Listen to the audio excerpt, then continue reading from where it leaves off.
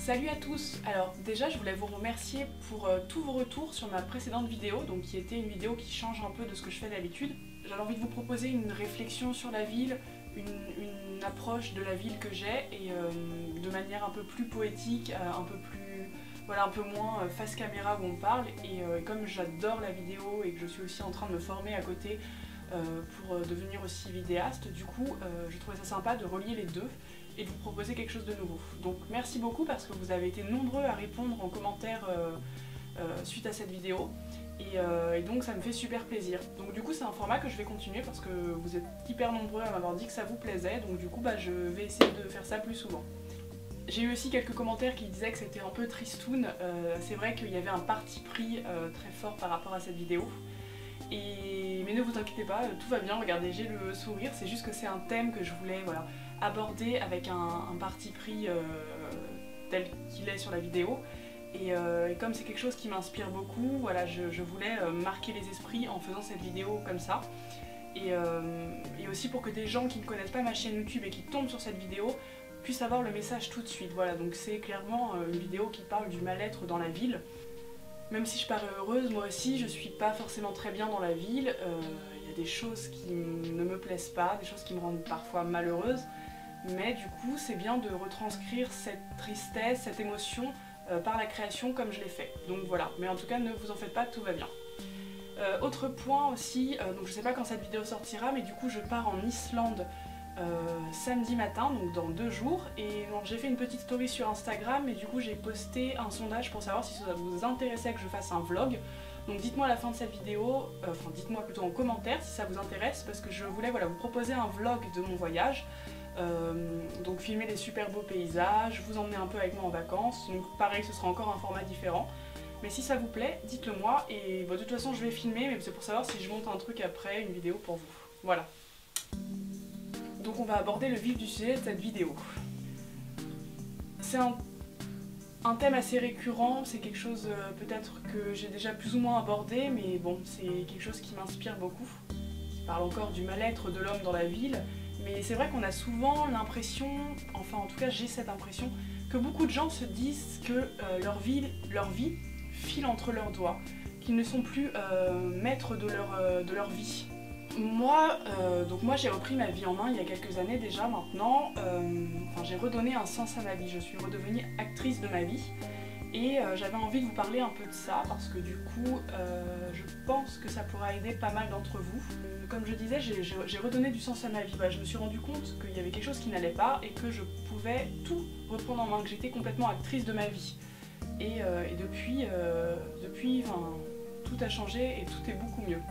Et je discutais avec une amie l'autre jour et on discutait toutes les deux et elle me faisait part de son envie d'être au chômage à la fin de sa thèse parce qu'elle était épuisée, elle en avait marre et qu'elle avait envie de profiter de la vie, d'avoir du temps pour elle, de faire des choses qu'elle aime.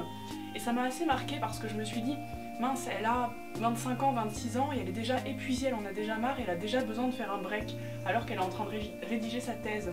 Et je me suis dit, mince, si jeune, on en est déjà à de plus être bien dans sa vie et c'est vrai que j'ai l'impression que dès notre plus jeune âge, notre scolarité nous pousse tout de suite à ça, à cette confrontation, enfin nous pousse dans un chemin qui n'est peut-être pas forcément le chemin qu'on veut, avec toute la pression sociale qu'il y a derrière les études, de trouver un métier, la vitesse à laquelle on doit trouver un métier, toutes ces choses. Et donc du coup ça m'a inspirée pour une vidéo, donc merci Marie, je te remercie beaucoup. Je relis mes notes en même temps, je suis désolée mais j'ai un cerveau d'huître et je suis obligée d'avoir des notes sinon j'oublie des choses hyper importantes. Parce qu'en fait il faut savoir que quand je parle à la caméra, même si je suis toute seule chez moi, j'ai comme l'impression de parler à une foule entière et du coup je suis un peu stressée. Et quand je faisais des examens ou des oraux à l'école ou à la fac, pareil j'oubliais tout, donc désolée si je regarde beaucoup ma feuille mais j'ai pas le choix. Et je n'arrive pas à mémoriser tout par cœur, j'ai de gros soucis de mémorisation donc désolée. Donc du coup elle me disait que elle avait ce besoin d'être au chômage pour pouvoir profiter de sa vie. Et elle me disait aussi que quand elle était avec moi, enfin moi et mon petit ami aussi qui a un mode de vie qui ressemble beaucoup au mien, que quand elle était avec nous, on lui provoquait un bol d'air frais, en fait on lui faisait du bien parce qu'elle se rendait compte qu'on assumait complètement notre manière de vivre qui est parfois un peu différente de ce que voudrait la société. Et cette manière dont on avait d'assumer notre vie et de ne pas se poser de questions et de juste vivre pleinement notre vie sans se poser de questions, ça lui faisait un bien fou parce qu'elle rêvait de réussir à avoir ça. Et encore une fois là, je me suis dit mince, c'est là qu'il y a un vrai souci parce que moi j'ai du coup l'impression, j'ai quand même dit tout à l'heure que j'avais repris ma vie en main, mais je l'ai fait naturellement et j'ai pas l'impression de m'être forcée à le faire de manière à ce que ce soit comme si c'était un besoin vital et qu'il fallait que je le fasse. Ça se fait naturellement. Et donc du coup dans cette discussion on a discuté de la condition de l'homme moderne, de tout ça, et on se disait toutes les deux ressentir vraiment ce mal de la société, elle, dans sa vie qu'elle n'avait l'impression de plus maîtriser, et moi aussi pourtant dans cette vie dans laquelle je suis épanouie, dans laquelle je suis redevenue complètement actrice, et pourtant on ressentait tous les deux ce mal de l'être moderne. Peut-être que moi je le ressentais plus comme spectatrice, elle le ressentait peut-être plus comme actrice, je sais pas, mais en tout cas on a eu voilà, cette même vision. Et elle me disait que voilà, travailler toute sa vie pour avoir une retraite convenable, c'était triste un peu, et elle me disait mais où est l'erreur là-dedans quand même, parce que tout le monde fait ça. Et c'est sûr que voilà, la société est comme ça, on travaille tous pour apporter des choses à la société. Mais c'est vrai qu'il est important de réussir à le faire avec ses convictions, de le faire avec ses envies, voilà, de réussir à trouver un métier qui nous ressemble et qui nous épanouit. C'est hyper important, et je sais que beaucoup de gens vont tous les matins au travail sans forcément être passionnés, sans avoir envie, et ils le font par obligation, et je trouve qu'il y a un truc vraiment hyper triste là-dedans. Ça me fait dire que j'ai l'impression que beaucoup de gens ne se connaissent pas, qu'ils ne savent pas vraiment ce qui leur fait plaisir, ce qui leur fait envie, parce qu'ils sont prêts à accepter un emploi qui ne leur correspond pas et à aller travailler tous les jours de leur vie, c'est-à-dire 35 heures par semaine, à donner du temps à quelque chose qui ne leur ressemble pas. Je sens cet homme moderne un peu perdu et qu'il accepte des choses qu'on lui propose par dépit. Et voilà, j'ai l'impression que la société ne cultive pas en fait le vrai épanouissement. Enfin, elle nous vend un faux épanouissement, mais voilà, la société ne cultive pas, ne pousse pas à cet épanouissement. Voilà, l'homme moderne, c'est comme s'il ne contrôlait plus sa route. Il vivait sur le chemin que lui a tracé la société. Et il ne se crée pas de nouveaux chemins. Et donc, du coup, il ne se laisse pas la potentialité d'utiliser ces chemins qui pourraient se créer. Et donc, du coup, il fonce à vive allure dans un seul et unique tunnel.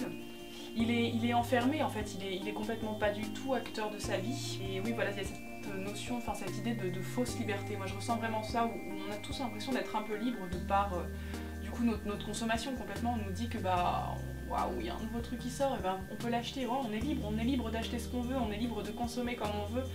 Mais pour moi c'est une fausse liberté qui est complètement factice et qui est complètement destructrice aussi. Et donc du coup je rebondis sur ce point là, donc c'est comme si on avait des objectifs de vie qui étaient donc factices. Je ne sais pas si je pourrais dire fictif, de par les pubs, les réseaux sociaux, voilà, tout ce que nous vend la société, qui en fait ça lui permet, alors ça va être étrange, mais ça lui permet plus facilement de ne pas vivre sa vie, en lui faisant croire que donc le bonheur est là, et que du coup en fait peut-être que le bonheur pour lui est là, mais on lui dit que le bonheur est là, donc il va par là, parce que du coup il va vers cette quête de bonheur. Et donc si l'homme moderne apprenait et acceptait de temps en temps à se détourner de son couloir infernal, il pourrait apprendre à cultiver son bonheur. Surtout dans l'instant présent et non dans un futur hypothétique. Voilà. Du coup il pourrait mieux s'incarner dans sa vie, faire grandir sa conscience et son univers des possibles. Et donc on revient sur cette idée de s'ouvrir et de tracer plusieurs chemins. Et voilà, ce qui est très important aussi dans cette idée, c'est qu'en fait, il faut vraiment, comment dire, ce qui serait parfait, c'est que cet homme moderne réussisse à réapprendre à être soi. Et apprendre ou réapprendre à être soi, c'est vraiment la base, la clé fondamentale de tout. Parce que quand on ne sait pas qui on est, quand on ne sait pas vers où on veut aller, quand on ne sait pas ce qui nous rend heureux, enfin, quand voilà, on n'a pas trouvé un vrai sens à sa vie, forcément tout ce qui découle après est forcément faux ou mou ou pas forcément et bancal. Et ça c'est vraiment la clé de tout. Et du coup moi j'aimerais bien vous donner quelques astuces pour vous donner cette possibilité de réapprendre à vous connaître et de redevenir acteur de votre vie. Du coup, pour redevenir acteur de sa vie, Déjà, le premier truc qui est hyper important, c'est d'apprendre à s'écouter. Il ne faut pas qu'écouter ce que nous dicte la société, mais justement réussir à se détacher de ce que nous dit la société pour s'écouter soi. Parce que des fois on a des petites voix qui nous disent « Ah, j'aimerais bien faire ça » et puis oh non, c'est trop dangereux, ça coûte trop cher, tu vas pas y arriver. Et du coup on éteint cette petite voix qui nous dit qu'on a envie de faire ça parce que notre raison prend le dessus et donc du coup on ne le fait pas. Donc ça c'est très important. Si vous entendez des petites voix qui vous poussent à faire des choses un peu folles ou des choses pas habituelles, essayez de voir si ça vous donne vraiment envie et puis après foncez. Du coup ça me pousse à cette deuxième idée de surtout ne pas culpabiliser et assumer. Parce que du coup on a aussi tendance à très vite culpabiliser dès qu'on va faire quelque chose qui est pas forcément avec lequel on va pas gagner d'argent ou qui n'est pas quelque chose qui est de l'ordre de l'utile. On a tendance à culpabiliser et à se dire qu'on n'aurait pas dû le faire. Et en fait non, ne culpabilisez pas, il ne faut pas culpabiliser de faire des choses qui ne sont pas utiles, qui ne vont pas vous faire gagner de l'argent. C'est très très important de faire des choses inutiles et de prendre du temps pour faire des choses en dehors de tout ça, en dehors de tout ce que la société nous pousse à faire habituellement. Et puis voilà, surtout tu fais les choses pour toi, donc si d'autres personnes te critiqueraient ou n'accepteraient pas ce que tu fais, et ben tant pis pour elles, tant pis, il faut surtout pas culpabiliser et avoir peur du jugement des autres. C'est pour toi, uniquement pour toi que tu le fais. Si les autres ne sont pas capables de l'accepter, et ben tant pis pour eux. Tu passes ta route et tu avances. Et donc voilà, ce qui me pousse aussi donc, au troisième point, c'est surtout de bien s'entourer. Parce que d'être entouré de gens qui nous ressemblent, qui nous comprennent, qui sont capables de comprendre tout ça, forcément ça va créer un cercle vertueux. Ça va créer quelque chose qui vous poussera à faire encore plus de choses, à être encore mieux. Et alors que si tu n'es entouré que de personnes qui te jugent, qui n'acceptent pas ce que tu fais ou qui cherchent toujours la petite bête, forcément on ne peut pas avancer. On recule tout le temps de peur d'être jugé et d'être critiqué par les autres. Autre point, détache-toi des généralités. C'est ce que je disais un peu tout à l'heure, mais détache-toi de tout ce qui est dans les grandes cases. Sors de ces cases justement. Il faut réussir à créer par toi-même, à faire des choses par toi-même. Ça te provoquera déjà un sentiment de confiance en toi qui sera très important et en plus tu seras fier d'avoir entrepris des choses qui sont hors des généralités et d'avoir réussi à faire quelque chose. Et peu importe le résultat, tu auras essayé de le faire, tu auras entrepris quelque chose de très grand et c'est le plus important. Il faut que tu aies confiance en toi. C'est une des grandes clés de tout, la confiance en soi. Tu es un être vivant doté d'une intelligence, tu as un impact sur le monde et sur ton entourage. Et donc tu peux faire changer les choses, vraiment. Il faut que tu te dises que tu n'es pas rien, que tu as une grande force, que tu vis, que tu es vivant. Et donc, forcément, qui dit vivant dit vivant. Voilà, donc aie confiance en toi, vraiment. Et accepte-toi vraiment aussi. Il faut que tu aies confiance en toi et que tu t'acceptes. Parce que si tu ne t'acceptes pas, la confiance en soi ne sera pas là non plus. Et le fait de s'accepter permet déjà de passer un très grand palier.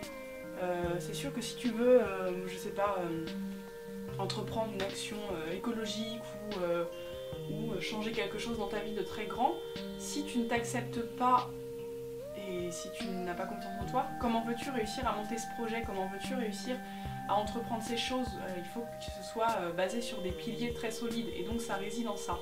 Confiance en soi et acceptation. Va voir au-delà de ce que la société te propose. Et oui, encore une fois, la société te propose plein de choses. Certes, elle te propose énormément de choses. Mais va voir au-delà, il y a encore plein d'autres choses. Il y a des vastes vallées à parcourir. Le monde est immense, il y a plein de choses à voir. Et donc surtout, ne te limite pas à ce que te propose la ville, à ce que te propose tout ce qu'il peut y avoir autour de toi. Je pense qu'on gagne beaucoup à chercher à s'aventurer et à aller beaucoup plus loin. Et puis voilà. Le fait de penser différemment, il faut penser différemment parce que si on est tous confrontés à la même pensée, on stérilise la société. Et on dit très souvent que ce sont les transgresseurs qui font évoluer la société, donc transgresse et puis pense différemment. Et puis sinon, dans la vie, des petits conseils de la vie de tous les jours, fais des hobbies, éclate-toi, dors, parce que dormir c'est important, profite des gens, sois gentil, provoque l'épanouissement autour de toi, sois positif, vois le positif, et concentre-toi sur les belles choses et sois passionné, passionne-toi pour plein de choses. Tout ça, ça te créera vraiment un environnement adéquat à ton bonheur, à ton bien-être, à trouver ou retrouver qui tu es et de redonner un sens à ta vie. Voilà. Je suis très contente d'avoir fait cette vidéo, je vous dis à très bientôt et vive le printemps qui arrive. Moi je suis super contente, il y a du soleil, de la chaleur, donc je suis comme un papillon qui sort de sa chrysalide.